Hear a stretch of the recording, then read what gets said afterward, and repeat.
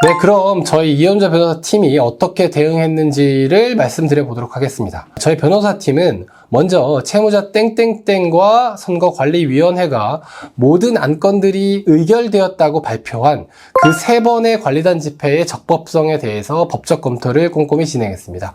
그 결과 여러 가지 중대한 절차상 그리고 내용상 하자로 인해서 관리단 집회 결의가 모두 무효일 수밖에 없다 라는 판단에 이르렀습니다. 만약 지난 관리단 집회들에서의 그 결의가 무효라면 관리인이 현재 임기가 지난 상태로 부재한 것이어서 5분의 1 이상의 구분 소유자들이 직접 관리단 집회를 개최할 수 있는 상황이었습니다. 그렇기 때문에 저희 변호사팀은 구분 소유자들과 함께 23년 1월경 관리단 집회를 개최해서 첫 번째, 채무자 땡땡땡 그 불법 관리인을 관리인으로 선임하는 것이 무효임을 확인하는 안건. 두 번째, 구분 소유자 김땡땡을 관리인으로 선임하는 안건. 세 번째, 공정한 입찰 절차를 통해서 관리업체를 선정한다는 안건을 의결하였습니다. 전체 구분 소유자의 57% 그리고 의결권 면적의 68.2%가 그 안건들에 대해서 모두 찬성하는 취지로 의결권을 행사하였습니다.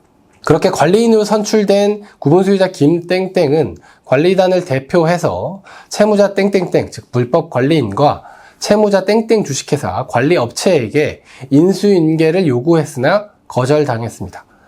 이에 이현자 변호사팀은 적법하게 선출된 관리인과 관리단을 대리해서 채무자들에 대해서, 즉 불법 관리인과 그 불법 관리인이 선정한 관리업체에 대해서 직무집행정지 및 업무방해 금지 가처분을 제기하게 된 것입니다. 이 사건 가처분 소송에서 저희 변호사팀은 채무자 땡땡땡이 개최한 3번의 관리단 집회와 관련해서 첫 번째, 후보자 등록을 거절해서 구분 소유자의 피선거권을 침해한 하자, 두 번째, 의결 정족수를 충족하지 못한 하자, 세 번째, 의결권 행사를 부당하게 제한한 하자 등이 존재하므로 해당 관리단 집회들에서의 결의가 모두 무효라는 주장을 했습니다. 먼저 이와 같은 사례들에서 판단의 기준이 되는 대법원 판례 법리부터 보도록 하겠습니다. 선거의 절차에서 법령에 위반한 사유가 있는 경우 그 사정만으로 선거가 무효가 되는 것은 아니고, 이와 같은 법령의 위배 사유로 인해 선거인들의 자유로운 판단에 의한 투표를 방해하여 선거의 기본 이념인 선거의 자유와 공정을 현저히 침해하고 그로 인해 선거의 결과에 영향을 미쳤다고 인정될 때에만 그 선거가 무효라고 할 것이다 라고 대법원은 확립된 판례 법리를 일관되게 제시하고 있습니다. 방금 보신 것처럼 우리 법원은 선거 절차가 법령이나 정관, 규약에 위반되었거나 그 과정에 불공정함이 있는 경우에 그 자체만으로 바로 선거가 무효가 된다라고 판단하지는 않습니다. 선거의 전체 과정을 종합적으로 평가해서 자유로운 판단에 의한 투표를 방해해서 선거의 기본 이념인 선거의 자유와 공정을 현저히 침해하고 그로 인해 선거의 결과에 영향을 미쳤는지 여부를 기준으로 선거가 무효가 되는지, 하자가 있지만 유효가 되는지를 판단을 합니다.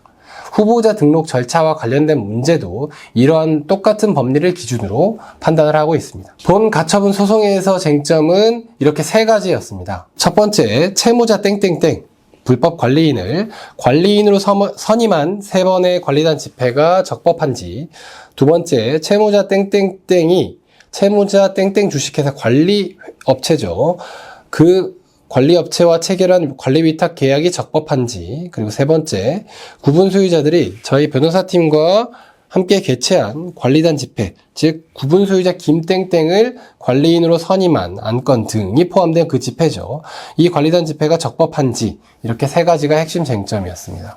결과적으로 위 3가지 쟁점에서 모두 재판부는 이현저 변호사팀의 주장을 수용해서 채무자들에 대해 직무의 집행을 정지하고 채권자 관리단과 채권자 관리인에 대한 업무 방해를 금지하는 취지로 결정을 하였습니다. 네, 그럼 법원 판단에 대해서 구체적으로 검토를 해볼 텐데요. 첫 번째, 채무자 땡땡땡 그 불법 관리인을 관리인으로 선임한 3번의 관리단 집회가 적법한지 여부에 대해서 어떻게 판단을 했는지 살펴보도록 하겠습니다.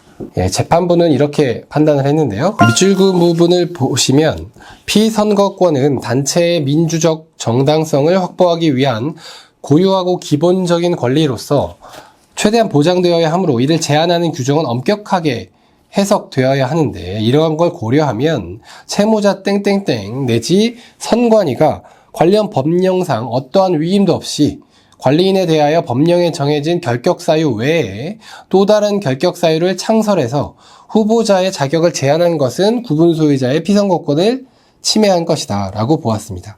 그리고 이러한 피선거권 침해는 선거의 결과에 영향을 미치기도 했다는 점에서 중대한 절차상 하자로 판단이 되고, 그래서 이 관리단 집회, 관리인을 선임한 관리단 집회가 무효다라고 판단을 했습니다. 그리고 이렇게 피선거권 침해로 중대한 절차상 하자를 인정해서 관리단 집회를 무효라고 본 이상 나머지 채권자들, 그러니까 저희 변호사팀이 주장했던 다른 하자 사유들에 대해서는 검토조차 하지 않겠다, 이렇게 보았습니다. 즉 재판부는 법이나 규약에 정해져 있지 않은 사유들을 결격 사유로 해서 구분 소유자들의 후보자 등록을 제한했다면 이는 피선거권을 침해해서 선거의 공정성을 훼손한 것이라고 판단한 것입니다. 그리고 그 정도가 선거의 결과에 영향을 미치는 수준에 이르렀다, 이렇게 본 것입니다. 또한 이와 같은 명백한 무효 사유가 있기 때문에 다른 하자들에 대해서는 검토할 필요도 없다라고 본 것입니다. 본 가처분 사건에서도 승소해서 정상적인 관리단을 구성하고 합리적인 건물 관리의 첫걸음을 무사히 내디딜 수 있었습니다.